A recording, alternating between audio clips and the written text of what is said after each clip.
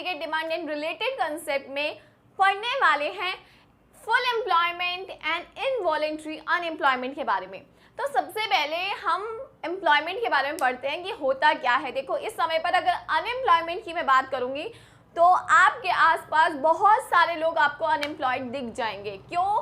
पहले भी होते थे, लेकिन कोविड के बाद से इतनी ज़्यादा अनएम्प्लॉयमेंट फैली है ना गाइस कि जो नॉर्मली लोग भी जॉब कर रहे थे वो भी आज की डेट में अनएम्प्लॉयड है। बहुत सारे लोगों ने अपने छोटे छोटे बिजनेसेस स्टार्ट कर दिए।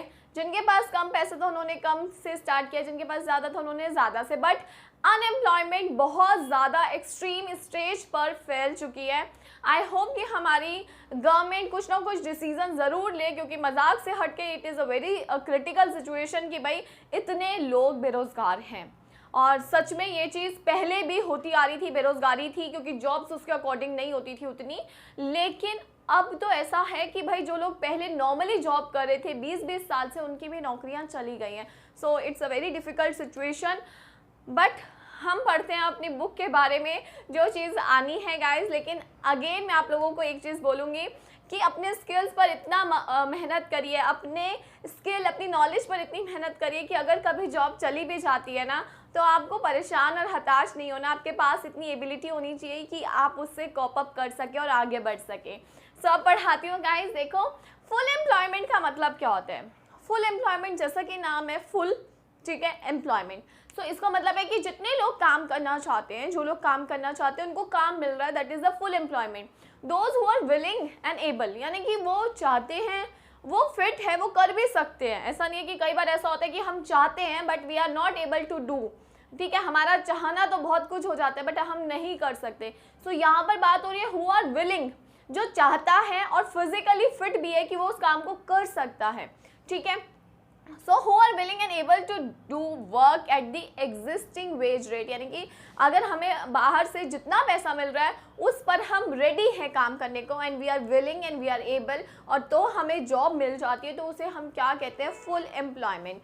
सो it refers to a situation in which all those who are willing and able to work at the existing wage rate get work without any undue difficulty, और उसको बड़ी आसानी से काम मिल जाता है तो उसे फुल एम्प्लॉयमेंट कहते हैं। बट फुल एम्प्लॉयमेंट का मतलब ये नहीं होता कि हमारी इकॉनमी में ज़ीरो अनएम्प्लॉयमेंट होगा, कोई लोग अनएम्प्लॉयड होंगे ही नहीं। तो वो तो हमें भी पता है, दैट इज़ दी एक सपने में ही हम देख सकते हैं कि सारे लोगों को काम मिल चुका हो, वरना तो हमें अनएम्प्लॉयमेंट ही नज़र आती है जब हम सुबह उठते हैं तो, राइट। अब गाइस, इसका मतलब क्या है? इसका मतलब ये है कि does not mean zero unemployment, यानी कि अगर जो लोग काम करना चाहते हैं और वो काम कर रहे हैं तो उस समय पर भी कई लोग बेरोज़गार होते हैं, और इसका मतलब ज़ीरो अनएम्प्लॉयमेंट बिल्कुल नहीं है। यानी कि फुल एम्प्लॉयमेंट का मतलब ज़ीरो अनएम्प्लॉयमेंट बिल्कुल नहीं है। उस समय पर भी लोग बेरोज़गार होते हैं, और वो बेरोज़गारी दो टाइप की होती है, एक होती है फ्रिक्शनल और एक होती है स्ट्रक्चरल। फ्रिक्शनल अनएम्प्लॉयमेंट किसे कहते हैं? फ्रिक्शनल अनएम्प्लॉयमेंट कहते हैं गाइस जब कोई एक पर्सन एक जॉब लीव करके दूसरी जॉब पर जाता है तो इन बिटवीन जितना टाइम उसे अनएम्प्लॉयड रहना पड़ता है उसे फ्रिक्शनल अनएम्प्लॉयमेंट कहते हैं। तो आपको पता होगा कि जब भी हम लोग एक जॉब छोड़ते हैं और दूसरी जॉब में जाते हैं तो हमें 1-1.5 महीना तो इवन इंटरव्यूज़ देने में लग जाता है। कई बार कई कंपनीज़ में इंटरव्यू में 4 से 5 राउंड होते हैं, तो यानी कि आपने 2 महीने मतलब बेरोज़गारी हमें फेस करनी पड़ती है। So that is the frictional unemployment, जिसमें एक पर्सन दूसरे जॉब में जाने के टाइम के इन बिटवीन जो बेरोज़गार रहता है उसे फ्रिक्शनल अनएम्प्लॉयमेंट कहते हैं। और स्ट्रक्चरल किसे कहते हैं? स्ट्रक्चर कहते हैं गाइस जब एक कंपनी में या किसी में भी कोई चेंजेस आ जाते हैं जिसकी वजह से जो एग्जिस्टिंग एम्प्लॉयज़ है उनका काम छोड़ना पड़ता है, तो उसे स्ट्रक्चरल अनएम्प्लॉयमेंट कहते हैं। जैसा कि मुझे याद है गाइस 90s के समय पर जब कंप्यूटर आया था तो बहुत सारे लोगों को काम से हाथ धोना पड़ा था, क्योंकि कंपनी ने तो कंप्यूटर सिस्टम अडॉप्ट कर लिया था बट बहुत सारे एम्प्लॉयज़ जो थे उन्हें कंप्यूटर नहीं आता था, ठीक है। तो उस समय पर बहुत सारे लोगों को अपनी जॉब से हाथ धोना पड़ा था, तो उससे स्ट्रक्चरल अनएम्प्लॉयमेंट कहते हैं। यानी कि अगर कंपनी कोई न्यू चीज़ ले आती है और उसके एग्जिस्टिंग एम्प्लॉयज़ को वो नहीं आती और उनको निकाल देती है तो उसे स्ट्रक्चरल अनएम्प्लॉयमेंट कहते हैं। यानी कि हम कंपनी से मैच नहीं हो पा रहे हैं, ठीक है। और इन दोनों टाइप की अनएम्प्लॉयमेंट को हम नेचुरल रेट ऑफ अनएम्प्लॉयमेंट कहते हैं कि यानी कि ये तो लाजमी है, ऐसी अनएम्प्लॉयमेंट तो होगी ही होगी हमारी कंट्री में। अब बात आती है गाइस इनवॉलेंट्री अनएम्प्लॉयमेंट। देखो वॉलेंट्री एंड इनवॉलेंट्री आपको मतलब पता है। वॉलेंट्री मतलब होता है जब हम अपनी इच्छा से किसी काम को करते हैं। इनवॉलेंट्री मतलब होता है जब हमारी उसमें इच्छा नहीं होती, दैट इज अनिच्छा। अनिच्छा में भी हो सकता है, मतलब जिसमें हमारी इच्छा नहीं है उसे इनवॉलेंट्री कहते हैं, ठीक है।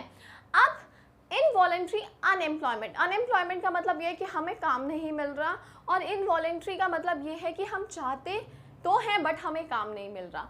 इनवॉलेंट्री, ठीक है, हमारी इच्छा नहीं है, ठीक है, फिर भी यही मतलब है। अब देखो, in which all those who are willing and able to work at the existing wage rate do not get work. यार हम चाहते हैं काम करना, इस वेज रेट पर चाहते हैं, लेकिन हमें काम नहीं मिल रहा। सो यानी कि हमारी इनवॉलेंट्री अनएम्प्लॉयमेंट है। हम लोगों को वॉलेंट्री, हम अपनी इच्छा से अनएम्प्लॉयड नहीं है, हम अपनी इच्छा के बिना अनएम्प्लॉयड है, बिकॉज हम तो काम करना चाहते हैं, इस एग्जिस्टिंग वेज रेट पे करना चाहते हैं, बट हमें काम ही नहीं मिल रहा है। So that is the involuntary unemployment. और वॉलेंट्री अनएम्प्लॉयमेंट क्या हुआ, जब हम ही काम ना करना चाहें तो उसे वॉलेंट्री अनएम्प्लॉयमेंट कहते हैं। बट यहाँ पर क्या है, जो लोग काम करना चाहते हैं, विलिंग है, एबल है, दोनों चीजें होनी चाहिए guys, willing and able to work at the existing wage rate, जो एग्जिस्टिंग वेज रेट चल रहा है उस पर तैयार है काम करने को, but they don't get the work, so उसे हम इनवॉलेंट्री अनएम्प्लॉयमेंट कहते हैं। यानी कि हमारी इच्छा तो है काम करने की, बट आप हमें काम नहीं दे रहे, so that is involuntary unemployment, ठीक है गाइज। सो ये थे कुछ टॉपिक्स जो कि हमारे aggregate demand and related concept के थे। आई होप आप लोगों को समझ आए होंगे, और अगर समझ आए तो गाइस प्लीज़ इस वीडियो को लाइक शेयर एंड कमेंट ज़रूर करना, और अपने डाउट आप मेरे से यूट्यूब और इंस्टाग्राम पर पूछ सकते हैं। Thank you.